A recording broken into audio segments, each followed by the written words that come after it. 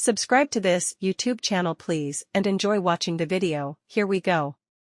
Israeli Prime Minister Benjamin Netanyahu has condemned as cruel propaganda a video released by Hamas showing Israeli hostages taken during the October 7 attacks. The clip, released on Monday, shows 3 Israeli women, one of whom berates Mr Netanyahu and calls for the release of the hostages. Hamas seized at least 230 hostages in the attacks in which at least 1,400 Israelis were killed. Only 4 have so far been released. Israel has launched a massive military operation in Gaza, saying the aim is to destroy Hamas and its rule over the territory. The Hamas-run health ministry says at least 8,000 Palestinians have been killed. The video of the hostages was released by the armed wing of Hamas, the Izzadin al-Qassam brigades. We do not know anything about the conditions under which it was filmed, but the 3 women appear to be in reasonable health with no obvious signs of injury. Only one of the hostages addresses the camera throughout the clip. We will not publish the video.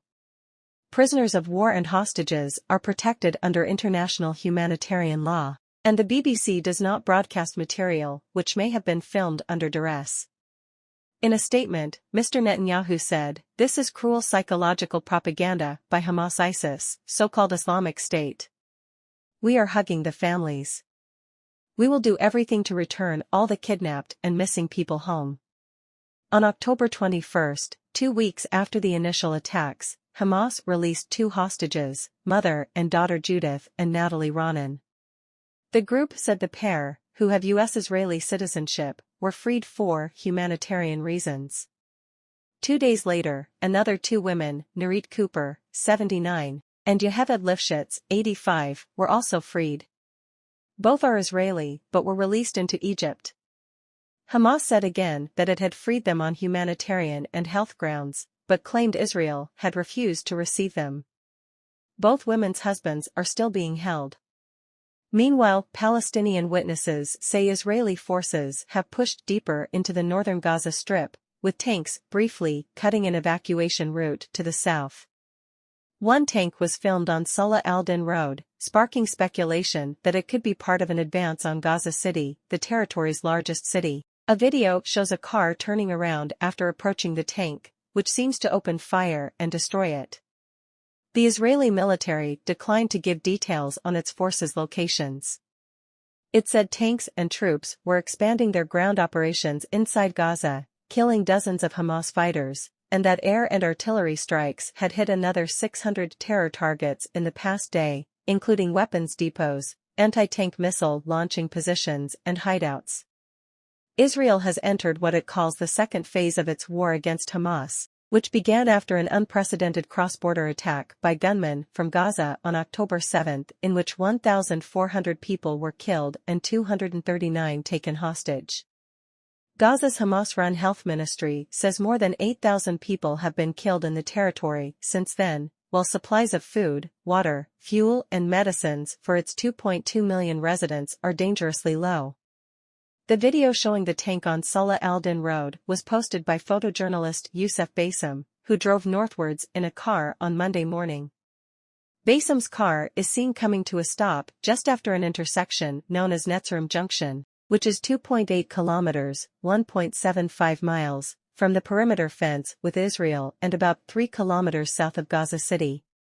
He then zooms in on a second vehicle that is slowing down in front of what looks like piles of earth in the middle of the road and a stationary tank. The tank starts to move while the second vehicle carries out a 3-point turn. A flash is then seen coming from the direction of the tank just before the car is hit by an explosion. "He's gone, the whole family is gone," shouts one of the men inside Lifschitz's car, as it speeds away and returns southwards. A photographer who was in the area following an airstrike told the BBC, "Suddenly I looked back and I saw Israeli tanks." He took a couple of pictures and then fled. The Israeli military's chief spokesperson was asked specifically about the tanks at a briefing and declined to give more information. "We have expanded our operations, involving armor, infantry, and offensive actions within the Gaza Strip. This is done to achieve the 2 primary objectives of the war, which are countering Hamas and securing the return of the kidnapped individuals," Rear Admiral Daniel Hagari said. While I cannot provide specific details here, I can assure you that the security of our forces remains our top priority. The BBC's Rushdie Abu Alouf, who is in the southern city of Khan Yunis, said the incident on Salah al-Din Road was significant because Gaza was effectively cut in two for a period. He also said there had been fewer airstrikes in the south in the past day, with Israeli forces appearing to be focusing on the advance into northern areas. About 600,000 people are still believed to in the north, despite the Israeli military ordering them to evacuate and head south of the Wadi Gaza River for their own safety. The UN has said 10 hospitals in northern Gaza have received evacuation orders, despite sheltering thousands of patients and 117,000 displaced people.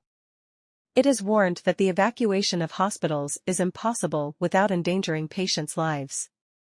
About 400 patients and 14,000 displaced people are believed to be inside Al-Quds Hospital, in Gaza City's southern Tal al-Hawa district, where witnesses say the Israeli bombardment in recent days has been intense.